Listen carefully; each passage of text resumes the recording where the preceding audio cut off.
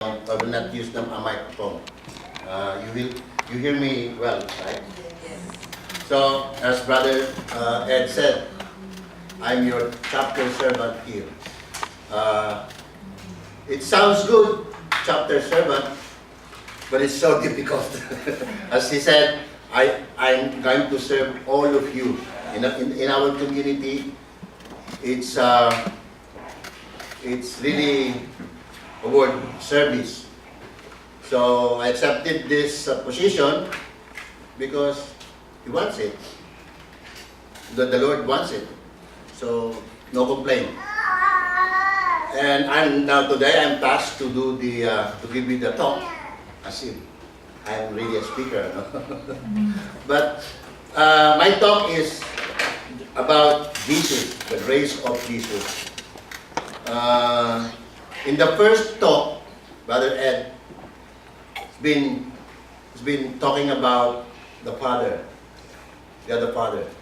So if you really listen to him, his talk could be summarized in one scripture, one Bible scripture. What do you think is that? That will talk about the Father and the Son. John 3:16. She's joke. For God so loved the world that the Father God so loved the world that He gave His only Son. That verse is very, very important verse. That verse differentiates Catholics from Protestants. Because if you will ask Protestants, John 3:16, pikit mata, they can say, for God so loved the world that He gave His only Son. It's very unfortunate for us Catholics that we're not so versed with Bible. So, talk 1 is about God. Talk 2 is about the Son. Actually, the first module is called Meeting Christ. So, we will meet Christ now. Actually, we meet Christ every day in our life. I remember one bad day, I'm trying to collect. I'm a salesman and I'm also a collector.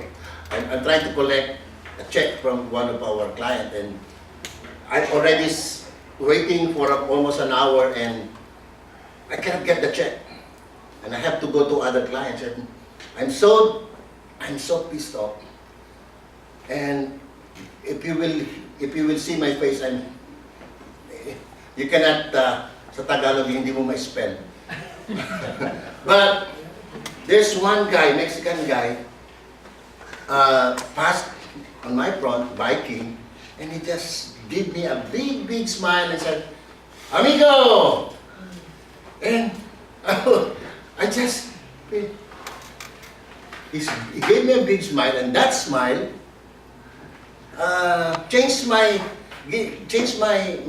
suddenly changed my mood.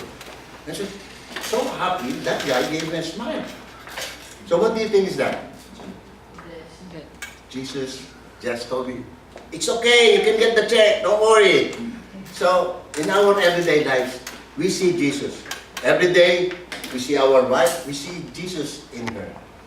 Every day you see Jesus in your husband. Sometimes your wife will slap you.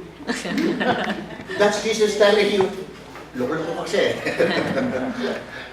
So be careful. In this talk, in our church, we see Jesus. So as we go on, we will try to study who is He. Brother Ed, ikaw gumamit niya. So, I'll also use this. Maliit kasi ako, baka hindi nyo na ako makakita. Okay na yun. I still need ako dito, sobrang mambaba na.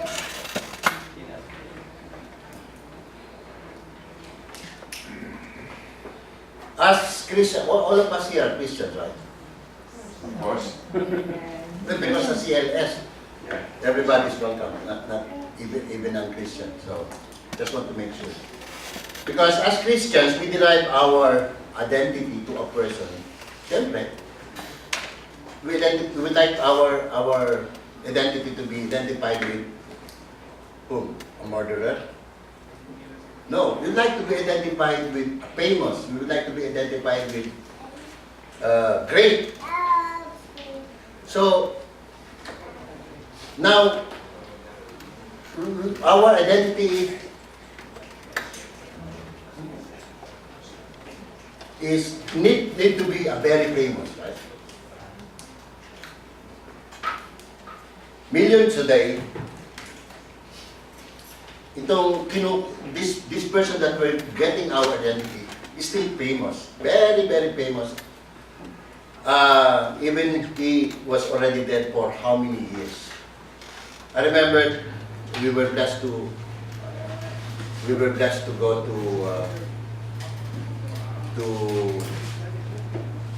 Italy and witness the canonization of Pope John Paul. And we saw practically million of people. The space is really like that on the on the place, body to body. When you want to move and go to the front altar to see Pope John Paul or Pope Francis, maybe 1, 2, 3.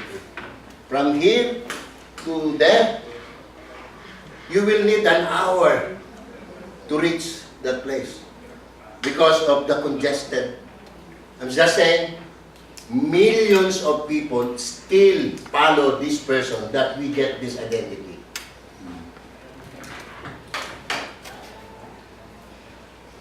And also, the book that was written about him is very famous, the Bible. This person also won for us our salvation, who restored us to our relationship with God. In Him, we can have a full and happy life. Thus, realizing the importance of this person to us, we want to meet Him and know Him more. We also ask, who is Jesus? Sino nga ba si Jesus? Kasi meron ako, I have a cousin named Jesus Chavez. So, no, he's not the one. He's not the one. Jesus is unique, so we can talk about the uniqueness of Jesus. Having been born and raised as Catholics, we take for granted our conviction that Jesus is the Son of God. Ito importante. We Catholics sometimes, our conviction about who is Jesus is somewhat lacking. This is very important. One mass I went to St. Leander, 12 o'clock mass there.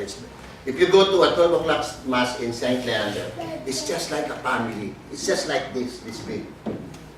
The priest is on the middle and the people are just around. Only few people, 12 o'clock mass. And when the priest was, during the consecration, and people are talking on the side. I think they're talking about, they were talking about the lotto.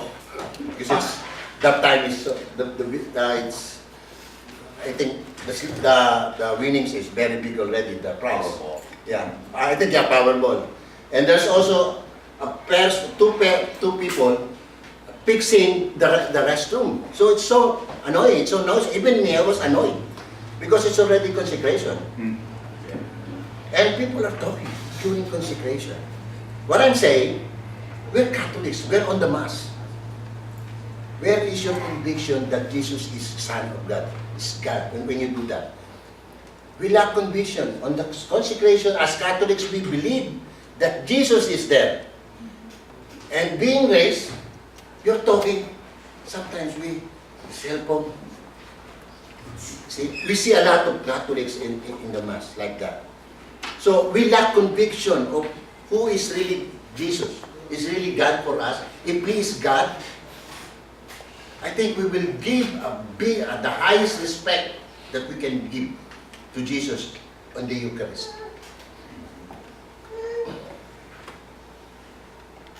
One, even some people, they found it hard to accept that Jesus is not just an ordinary person. You can see that in Mark chapter 6. We want to know whether there is any reason not to put Jesus on the same level as these people, Buddha, Socrates, Jose Rizal. Jose Rizal is being also considered as God in the Philippines. Jose Rizal, by the way, for non-Filipino, he is our national hero. There's already, I don't know if they say it's in a code, but it's an organization where they go to the mountains and I think they worship Jose Rizal. Jose Rizal. They call the group, it's called Rizaliana. So, yeah, there's a group like that. Here in America, we also saw one man, I don't know his name, but I was watching in a History Channel, that he actually convinced people that he's a god. He was said a god. Is it a cult? No? No, that one that they burned the whole building with the people that's followers. I think that's in Texas. There are a lot of people who claim that there's God sent. But can we compare them to Jesus Christ? What is their difference? How Jesus is unique? There are three things that make Jesus an absolutely unique figure in human history. The coming of Jesus in earth, in our life, in our world, is pre-announced. In the Old Testament, the people in the Old Testament were already waiting for Messiah. And you see, Jesus, when you read Old Testament, they were looking for Messiah, and this Messiah is Jesus. When Jesus came in the picture, actually the period he divided it.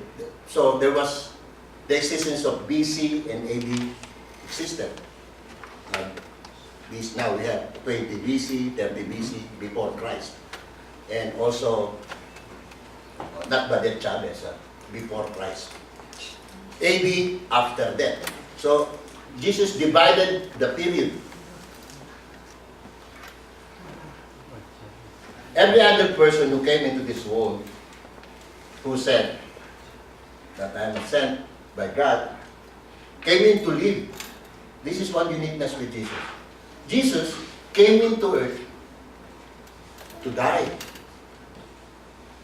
He was born, he preached, and he was killed in the cross in fulfillment of the word. But other people who came in, they came in to live, to be a king. But we cannot really compare Jesus to them because when they came here in earth, they are supposed to live. Jesus is supposed to die for our sins. Talagang ganyan, hindi mainit talaga. It's really like, I'm really like this, I'm really sweating. But it's not that. That's normal of me. We're not paying attention. But if we talk about Jesus, sometimes we imagine how is he like? What was he like? He's a very attractive personality. He's warm, personal, dynamic. A major attraction of times. People are constantly amazed at his teaching and his words. If you read Mark, the Gospel Mark, you will see the personality of Jesus. He is strong in mind and body.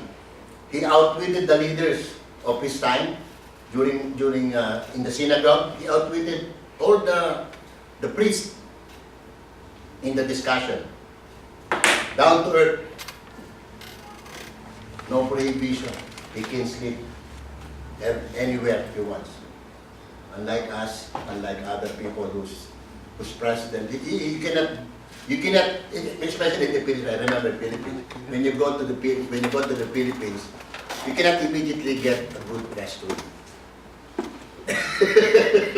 But Jesus, I can imagine even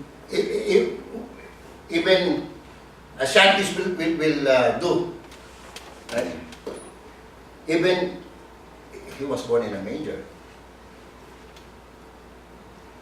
Down to earth. He is also a magnetic leader. He summoned Simon and Andrew, James and John, and Levi, and who all immediately followed him. So, come here, let me make you fishermen of men. They immediately followed Jesus. He's very magnetic. Like, well, maybe more than those. Remember the budul expert. They can tell you, there's a lot of money there. Come to me. So magnetic, very persuasive. A man of extraordinary authority. He broke long-standing tradition for the sake of a higher righteousness. Jesus broke a lot of traditions. Remember when he ate without washing hands?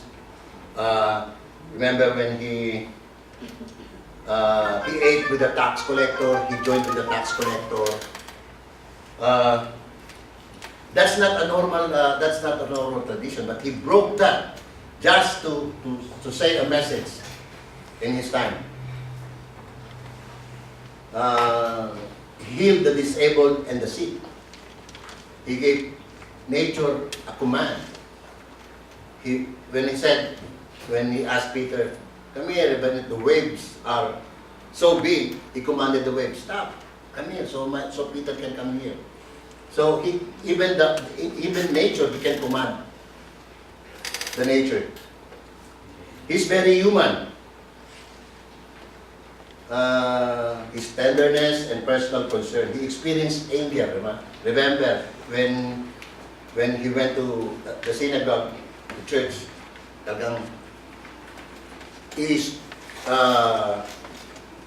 he asked all the vendors to get away in the church because they're already making the church as a marketplace. So Jesus showed anger. So he's very human. Nagagalit din siya. He can be angry.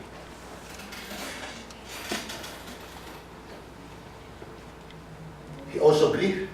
Remember in the Garden of Gethsemane, when he prayed, because he knows that his death is coming.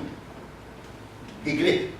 He also grieved with his disciples when one of the brothers died, the relatives died. He grieved. He's so human. He has also his favorite time, which is also early in the morning. So, Jesus claimed to be God. Jesus is totally unique from any other personality, and so clearly worth knowing. He's really worth knowing, but there is more to him. More to him. Remember, you watch that promo when they sell a knife. Only $7.99, but there's more to it. So here, there's still a lot more with Jesus. His uniqueness. Is Jesus worthy to be center of my life? That's one question. If the answer is yes, there is something more to Jesus than to any other person. He is worth paying more attention to than any other man because He is God. Do you believe He is God? Yes. Do you believe He is God? So truly He is God. Why? Because when we were born, we were baptized, we went to a Catholic church, they told us that Jesus is God. No. Even God said, Jesus is God. This is my son. He is my son. So He's God. By His miracles only show that God is working through a person. A man could work miracles, but he will not be a God. So how do we know? The answer simply is that Jesus himself, even Jesus himself said, I am the Son of God. I am God. Time and again, throughout his public ministry, Jesus claimed to be God. Read Matthew 14, 61 to 62. Also, Jesus time and again speaks out of his divinity. It's in John also. Jesus claimed to be divinity is a far different claim that Buddha, Confucius, or Muhammad ever made. None of them ever claimed to be God. Also, Jesus claimed that he could forgive. This is important. Jesus can forgive our sins. Even sins, this big, he can still forgive. Some people said Jesus is a liar, a lunatic. Jesus claimed to be God must be either true or false. If false, then we have two and only two alternatives. Either he knew it was false, what he is telling about, in which case he would be a liar, or he did not know what it was false, in which case he would be a lunatic. Jesus could have lied. If he lied, then he would have been deliberately deceiving his followers, if he's not telling the truth. But not only would he have been a liar, he would also be a hypocrite, a demon, because he told others to trust him for their eternal destiny. If he could not back up his claims and knew it, then he was unspeakably evil. But he's not. But we need only look at this person, his words and his works, to conclude that he would not have been a liar. Look at his moral purity, his dignity. He could not be a liar.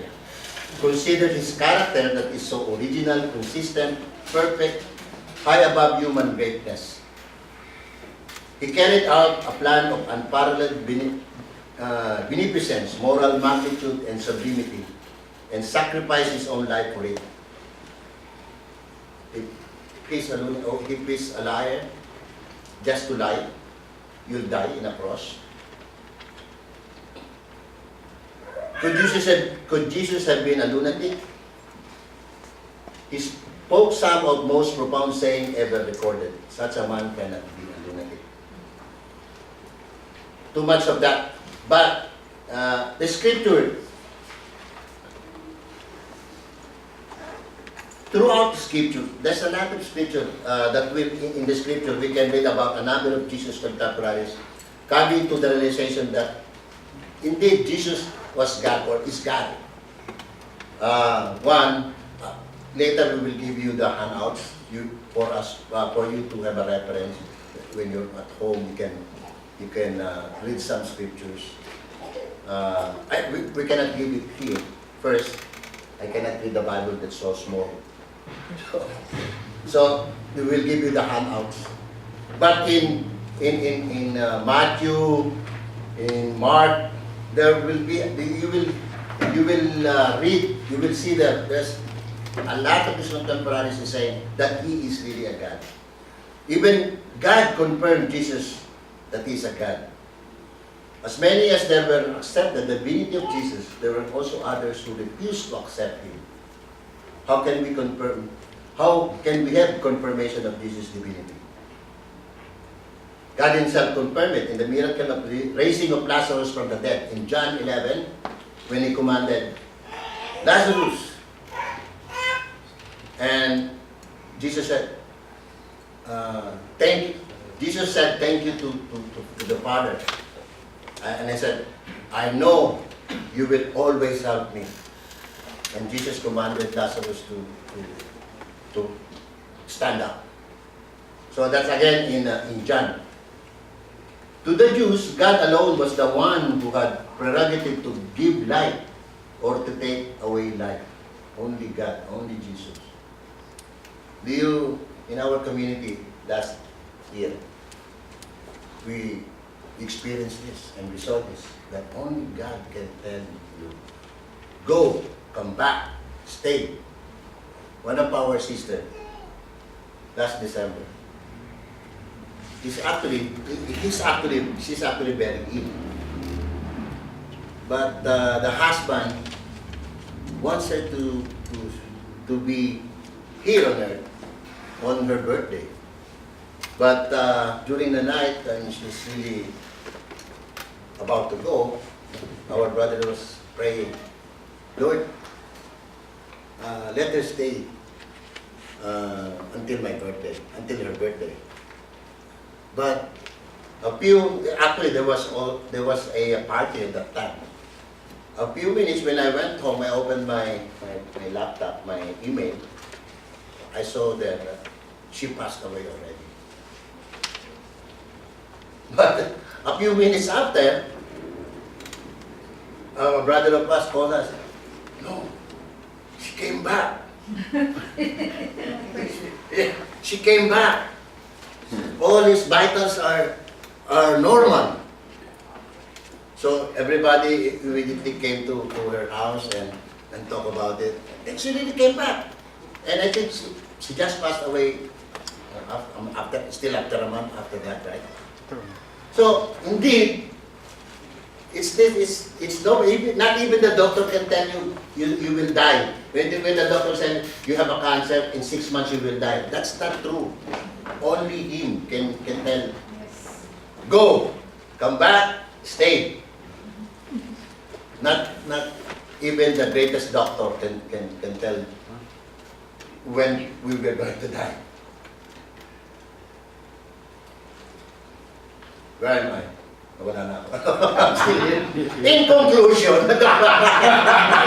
that's the word that everybody is waiting. In conclusion. No, few more minutes. Anyway, the next speaker is a very good speaker. Surprise.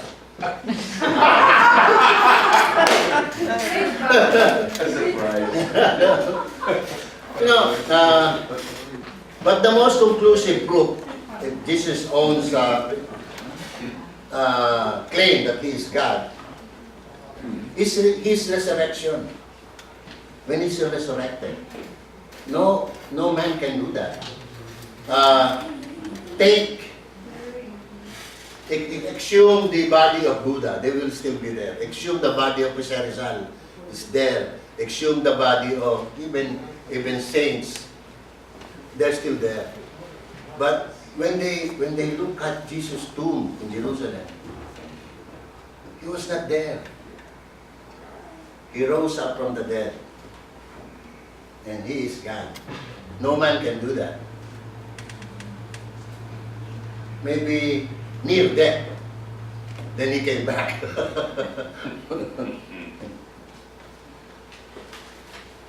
Tapos na pala, last page na yun. Jesus is a man. This is the conclusion. Jesus is a man whose words and life demand response from us. He is making claims that affect us. If he is not God, then we should have nothing to do with him. Because we do not want to be followers of a liar or a lunatic. But if he is God, then we should seriously consider him. We should desire to know him over more. Our response will have eternal consequences. Let me share this experience. Because me too, also Brother Ed, right? He's a Catholic. Me too, before even I'm a Catholic, even I'm already very active in the church, I still have doubts regarding the host being transformed as Jesus. To me, before, it's only just a symbol of Jesus Christ. So I carried that belief very, very long, until just last year. That's actually a miracle. Because even in my imagination and in my dream, I do not believe that I didn't believe that I can reach that place, the Vatican. When we were in a pilgrimage, when we went to a pilgrimage last April, I didn't even know how that happened financially. But we were there. We witnessed the canonization of Pope John Paul. And he gave me one miracle. Because have some of you went to a pilgrimage already in Vatican? You know the Lanciano? Sorry? Place in Lanciano? Oh, no, maybe No. no. This Lanciano is where the miracle of host appeared to a priest. So we went to that place in that small church. Actually, we were so lucky that Father Manny, our spiritual director from Santa Cruz, celebrated the Mass there, where actually it happened, the miracle happened. It is only a small room. When that priest celebrated Mass and a miracle happened. The miracle was when that host turned into the host turned into a real flesh body, human flesh. That host, when he consecrated it, turned actually as a flesh. So that one miracle. So after time, they studied that flesh. So they found out that flesh came from a heart, near the heart. And also they found out when they took the DNA, the blood. Also the blood, they took it's type A and B. A and B. Oh, A. It's A. It's a royal blood. When they took the DNA, it was only have a DNA, one DNA. DNA only of one mother. So there's no father. So science is stuck there. But religion has an explanation. Why there's only one DNA, only mother? Because Jesus has no human father. He has only a human mother. That's why there's only one DNA. So that's the miracle that happened.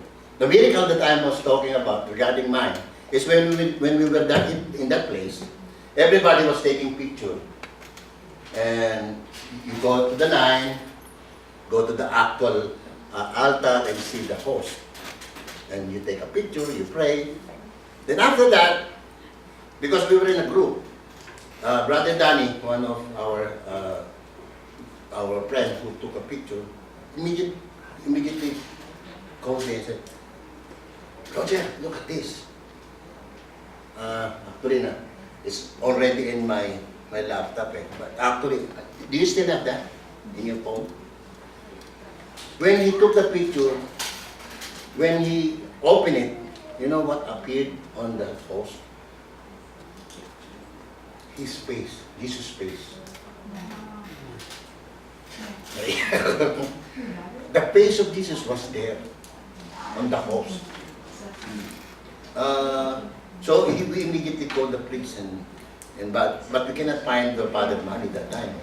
But it was really Jesus' face. We will send you on that best because it's still on my wife's phone. It's really the face of Jesus when and I immediately went back to the altar and prayed and actually complained. I told him, why not me? Why you didn't show it to me? Why it's to him? Because I'm the one who's asking for a miracle, who's asking for an answer because I have doubt. Maybe that's only joking. I just joking said, because you don't have a camera. I don't have I don't even have a phone that time because I don't bring my phone inside the church. So that's my experience. And that will give you a proof that really Jesus is God. He is even alive. in us every day in this room. Yeah. So, brothers and sisters, who is Jesus? I don't know. You have that But maybe question you can here. just pass it to them.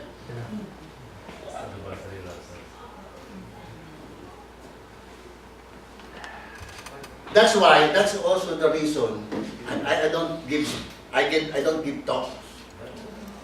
That's why when last night my wife, why will you give the talk?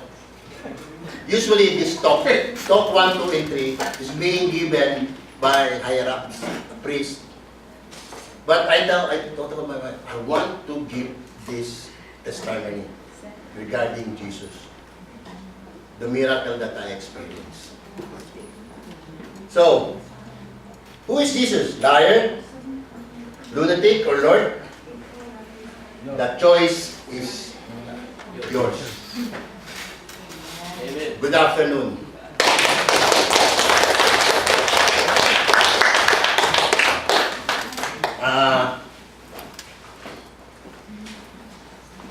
Good afternoon, brothers and sisters. Good afternoon, Brother Rick. I'm not the speaker for talk number 3. Because Brother Roger said speaker for number 3 is good, so I'm not the one. Okay, meanwhile, the speaker is on the way. So what we're going to do is break up into groups and have some group discussions while waiting for Father Anthony. Okay? So,